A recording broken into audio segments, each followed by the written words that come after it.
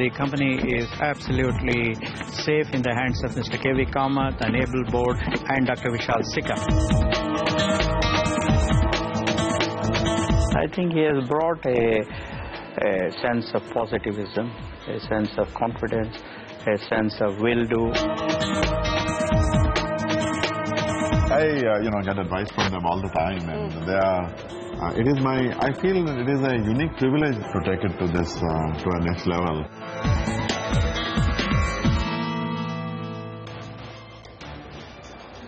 Hello and welcome to the CNBC TV 18 special news break. Now this is a story that we have accessed from multiple sources. This is a story with three different sides, and we will piece this together for you over the next 30 minutes or so. Joining me in putting this story together, my colleagues Prashant Nair and Kritika Saxena. So let me get to the heart of the matter. What we are given to understand from highly placed sources is that the founders of Infosys, led by the likes of Mr. N.R. Narayanamurthy, Mr. Nandan Nilikani, Mr. S. Gopalakrishnan, have differences with the board of Infosys, with the current board of Infosys. In fact, we understand that these concerns have been raised over the last few months, and a fresh set of concerns have been raised as recently as January. In fact, what I am also given to understand is that there was a meeting of some of the founders with some board members to take cognizance of the concerns that had been raised by the Infosys founders.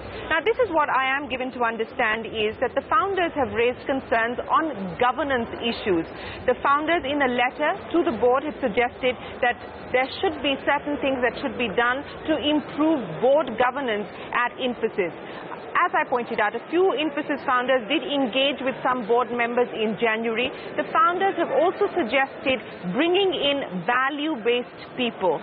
The founders have raised concern over a few issues. Now, let me mark those out for you on the basis of which these differences have arisen. Number one, on the severance packages given out to former CFO Rajiv Bansal, the General Counsel David Kennedy. Now, the issue of Rajiv Bansal, in fact, has been on for a while now, and I am given to understand that the founders do not feel that the response provided has been adequate and satisfactory. The founders have also raised questions about the hike given to Vishal Sikka in his compensation from the 7 million package that he was already in. The board members and founders have discussed some of these concerns that have been raised, as I pointed out, by the Infosys founders. So that's one side of the story. Let's now come to the other side of the story, and this is again source-based information. As far as I know, that there is complete alignment between the Infosys board and Vishal Sikka, who is currently running Infosys. In fact, several members telling me that there is a harmonious relationship, that things have never been better as far as the executive and the board relationship is concerned.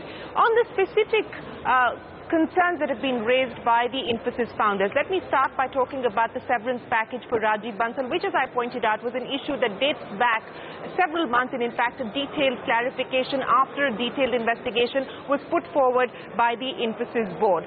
Now, the point of view there, as far as the Infosys board is concerned, that this, if at all, was an issue of generosity, not of one of impropriety, and they believe that the investigation has proved exactly that, and hence this is a dead issue. It is not an issue that has been raised by any investor, at least not as far as the substance of the matter itself is concerned. The founders have also raised the issue of the severance package given to David Kennedy, the former general counsel. Similarly, sources within the board say that this is as per the employment contract that David Kennedy had, and for no cause, if he was to be terminated, then the severance package amounted to about 12 months, which is exactly what he was paid, and hence it would be wrong to flout a contractual obligation. Now let's come to the issue or the concern that's been raised by the founders as part of the compensation given to Vishal Sikka. Now, the response that I've got from my sources suggests that the hike in Sikka's compensation is more optics than substance, because the contract has actually seen, the second contract that Vishal Sikka has signed, has actually seen a cut in both the fixed component as well as the cash component. Also, Vishal Sikka's salary has been linked to that very stiff aspirational 2020 target. Moreover, over 98% of shareholders have voted in favor of Vishal Sikka's renewed contract, where his now contract goes on to 2021. So what is the problem there? Shareholders have approved. We don't see any cause for concern. But they do acknowledge that, yes, there have been concerns raised by promoters. Yes, there are different points of view and differences in the way that promoters see things and the way that the board sees things, but also willing to go as far as to say, happy to engage, happy to take points of view on board, agree with some, don't necessarily agree with some. There is no intention on the part of Vishal Sikka to separate from the company. In fact, the board has an excellent rapport with him. The board is infinitely more engaged with the management. And of course, going on to add that, look, a change of guard always causes a little bit of friction. And remember, you're going from a founder-led company to now a professional, non-executive board. And this change of guard is actually quite significant. So it will lead to some degree of differences and some degree of friction. But is that grave? Perhaps not, is the suggestion that I'm picking up at this point in time. So in a nutshell, that gives you two sides of the story, the concerns that the founders have raised and how the board has responded to some of these concerns and how they view the road ahead. But Kritika, you've also picked up from sources within the management on how they see this playing out. Well, Shireen, these are the exact questions that we have posed to the management as to what were the concerns, and if at all there were specific queries that have been raised. Our sources within the management have confirmed to us that yes, there have been broad questions and suggestions that have been made by the founders of Infosys. And what we do understand from our sources, again this is management sources that are telling this, is that they are looking into the concerns that have been raised by the founders. There are some specific suggestions and there are internal policies in place with respect to corporate governance and the concerns over corporate governance. They continue to review these internal policies and they will continue to do so, and they will look into these corporate governance issues that have been raised. Now, two specific points over here. We understand that the concerns are largely and broadly related to delivery and the operations, which is a concern that has been spread across the industry. At this point in time, the entire IT industry is reeling with macroeconomic environment and delivery-based issues, which has trickled into the company as well. So as far as that concern is concerned, management maintains that operationally they are still on strong footing compared to considering the current environment. The other point that they have raised is that of Infosys gradually enhancing and shifting operations to the United States, to which this is essentially a part of their global delivery operation. Their plan to create a local on-site presence, increased on-site presence as far as US is concerned, and create that global delivery model which doesn't necessarily restrict itself to the domestic side. So that essentially is what the management sources are telling us at this point in time. Let me also tell you what Infosys has to say in terms of the statement made with regards to a detailed query that has been sent out by us. And I'm going to quote it verbatim over here. Infosys has said, with regard to the three instances mentioned in your email related to governance, the company reiterates that these decisions have been made bona fide in the overall interest of the company and that full disclosures have already been made thereon. The board received suggestions and inputs from various stakeholders, including promoters, which are evaluated with due importance. The company will continue to be guided by the overall interest of all stakeholders. Shireen. Absolutely, that is the response that Infosys has sent us to our detailed queries that we sent in. But Prashant, to my mind, there is clearly, as I pointed out, there are governance issues, loosely, if I could use that term, that the founders have raised with the Infosys board. But if I were to ask you to detail for us performance, for instance, at the end of the day, all shareholders are going to worry about is performance and the return on investment. So, let's look at the Sikka tenure and whether there is absolutely any cause for concern as far as performance is concerned at this point in time. Oh, absolutely, Shireen. I think, that is the holy grail, right, isn't it? Whatever may happen if the performance of the company improves under a particular management, I mean, investors don't really care about much else. So let's look at performance. And what we did is we looked at Infosys not in isolation because, I mean, you know, Dr. Vishal Sikka took over on the 1st of August 2014 as the CEO and Managing Director of the company. So what we did is looked at 4 parameters since that point, which is the second quarter of financial year 15 till now. I mean, till essentially the third quarter 17 numbers that we have with us. I mean, you know, the big one, of course, the most obvious one which people look at is how the stock is done, right? I mean, take a look at the numbers on your screen. Again, as I said, just to look at Infosys in isolation would not make sense, but I think the numbers are quite stark. Since Dr. Vishal Sikka took over the company as the CEO, Infosys stock is up about 11.5%. Look at TCS, which is, I mean, a large comparable competitor. TCS actually is down about 13% in that same period. This is the stock performance, you know, while Dr. Vishal Sikka has been running the company. So, I mean, clearly Infosys coming out right on top. I think the only other company which is better than Infosys in the performance is HCL Tech. I mean, I could have listed others as well, but I've taken TCS because, I mean, it is cited as the most common and the closest competitor in that sense. The next big important indicator is how have dollar revenues behaved under Dr. Sikka's tenure. So, you know, what we've done is I've just taken the base as 100 and looked at how that, say, for example, if Infosys in the second quarter and TCS in the second quarter of financial year 15 made $100 in revenues. As the third quarter of 17 ended, what are dollar revenues at? Infosys's revenues have grown 15.9% in that period. TCS's revenues have grown at 13.9%. So if Infi was making about $100 at the end, you know, back then when Dr. Sikka took over, what this means is at the end of the third quarter of 17, Infosys is making about $115, $116 or so, whereas TCS is making $113, $114. So again, in dollar revenue terms, which I think is the most critical aspect for markets, for investors, Infosys comes out on top. EBIT margin, I mean, operating profitability essentially, which Dr. Sikka has highlighted and focused upon quite a bit. I mean, the numbers are on your screen.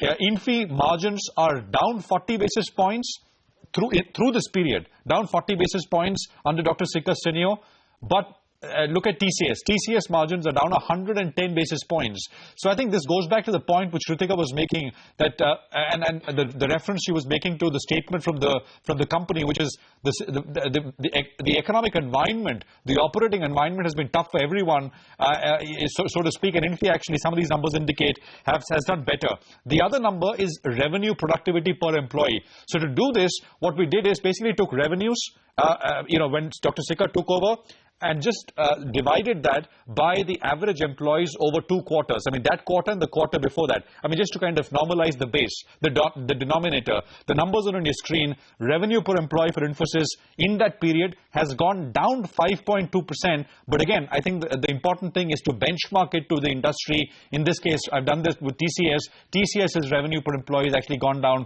almost about 8% or so. I mean, it's actually on all 4 parameters, and I would imagine these are the big 4. Infi comes out on top. Okay, let's bring in some reactions now. Moshe Khatri, who tracks the tech sector and Infosys specifically very closely, joins us. Moshe, thanks very much indeed. This is source-based information, but we are given to understand that the founders of Infosys seem to have differences with the board and have raised some concerns, largely around governance issues which pertain to the severance packages that were given out to the former CFO, to the General Counsel, and also on the compensation to Vishal Sikka. Does this concern you as an investor? I think what investors should really focus on, and I think that should be embedded somewhat in terms of the compensation packages, is probably less about the near-term results of Infosys, and I'm talking more about top-line growth or margins, just given the fact that the industry is going through some major disruption. We spoke about this multiple times on many of your programs, where Infosys, TCS, Wipro, Cognizant, every single one of the vendors is going through a transformation, pretty difficult transformation, where they're, the legacy services are getting executed, or going through an execution of alternative models, cloud, software as a service, automation. And this is going to result in a pretty tough period of time right now where you will see revenue growth slow down. But the end game should be a very different models for all these companies. So I think somehow these packages should track the progress of an Infosys versus this kind of a strategy. I don't know exactly what's embedded there right now, but I think that's really important. So if I were an investor and I own any of these names, I should expect to see revenue growth slow down. And it's not a revenue growth slowdown because these guys are not doing a good job in terms of going out there and selling. It's a slowdown in revenue growth because, as I said, a lot of the legacy services that you have on your books is getting transitioned into alternative delivery models. And while you have to focus on one hand on that transformation, on the other hand, you have to focus on selling the new business, which is more on the digital side, and that's also pretty challenging. So a lot of things going on here. And it's not necessarily all black and white. There's a lot of gray, and I believe the board should be focusing on that gray. Oh, absolutely. You're absolutely right that there is no black and white in this. But Trip Chaudhary, let me put the same question to you. How much do you think these differences and this apparent friction is on account of the fact that, you've moved from a founder-led model to now a non-executive professional board? Do you believe that this is natural as part of this transition? I think first and foremost, in this specific case, Infosys founders are totally out of touch and they are total clowns. Let me explain you why. They are making the classic mistake of addressing a symptom rather than attacking an issue. The problem of Infosys is all about being lazy and living in the past. The world has changed. They are refusing to change for the past 10 years. The only hope they have Vishal Sikka, who is thinking in terms of products. And not only that, in your program, I mentioned many times that the way they are reporting their numbers should be changed. The only thing that matters is revenues, period.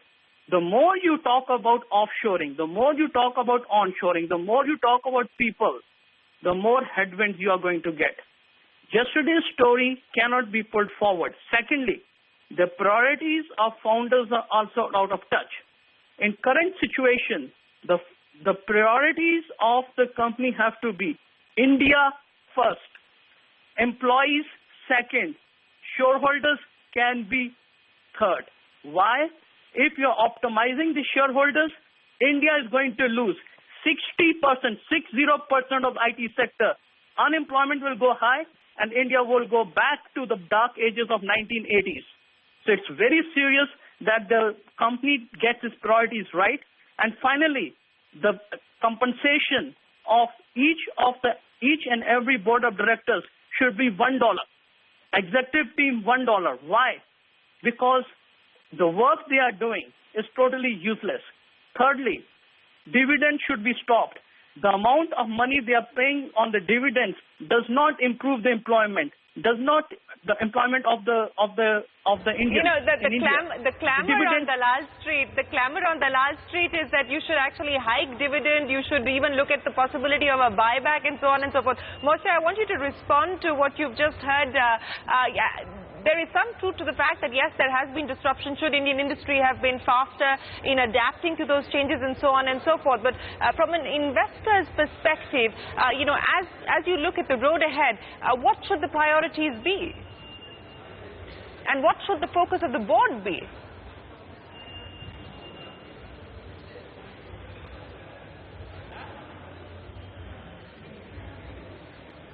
Moshe? Yes. Hey, sorry. The board should be focusing on where we are in this transformational kind of initiative. The board should be trying to look at what Accenture has done or started doing 4 or 5 years ago, and what made them get to where they are today, where 40% of the revenues is derived from digital, and that's growing 25 to 30% a year. I think there are a lot of things to learn from the peers and to try to replicate what the peers have done. because at this point, we have to focus on the long-term kind of aspect and the outlook of the business, because the short term is going to be difficult, and not only for Infosys, but for the rest of the sector. Moshe, do you believe that these differences between the founders / promoters and the board will be taken kindly by the markets, by the stock markets? Do you think, people would add 2 and 2 together and say, well, this will only lead to distraction at a time when you cannot afford any? I think companies have to be very, very focused these days on a lot of things, just because, as you know, there are a lot of things going on. Not only that you have the disruption that's going on in the legacy business, you also have some external forces out there, the new administration here, the H-1B visa programs. The more focused, the better. That's what I would think. And if there is noise, I think, this has to be kind of resolved as soon as possible, because that's going to be, I think everybody's going to benefit from that. The last thing that Infosys needs right now is more noise, and, given the fact that we had a lot of that before Vishal came on board. Absolutely. I think that is clearly the ask as far as investors are concerned, that there should be stability and more substance than noise. But Amit Tandon with us. And Amit, I would hate to draw parallels, but, the obvious comparison would be made because we've just seen what's happened with the Tata mystery battle. Now, in a sense, there's a cultural shift that's taken place within the organization. There could be different ways of looking at the same issue, but as somebody who's just seen what we've seen happen with the Tata mystery issue, what could be the lessons here? What's different to my mind is that there is engagement, that both sides are actually engaging with each other, that both sides are taking on board the different points of view, that both sides are actually in dialogue and in discussion to take this to a logical conclusion. Absolutely, Shireen, you're right. There is an engagement which is taking place between a set of shareholders who hold, I would say, about 9 or 10% of the equity between themselves at this moment, and the board. And they've kind of voiced their concern. They were not happy about the payout which happened to the CFO Bansal, which in a sense is right, because he had resigned rather than he was asked. He was not asked to leave, and therefore there is they are right in that. But in the overall scheme of things, if you just look at it, that's a pretty small a small pinprick. There are bigger issues in terms of what the company is doing, what its business model is, and how will it remain relevant 5 to 10 years from now. And that is what needs to be addressed. And unfortunately, I don't know if that's a discussion which is also taking place, because that is the more important discussion. The rest of it is noise around the system. Again, they did raise this issue on Vishal Sikka's compensation, but if you kind of, again, forget what the headline number is and break it up into its component parts, you would find that about 60 to 70% of it is a variable component which kick in only if he achieves certain numbers. And in that sense, the interest of the shareholders would be aligned to that of the erstwhile promoters, as well as that of Vishal Sikka. So that seems to be okay.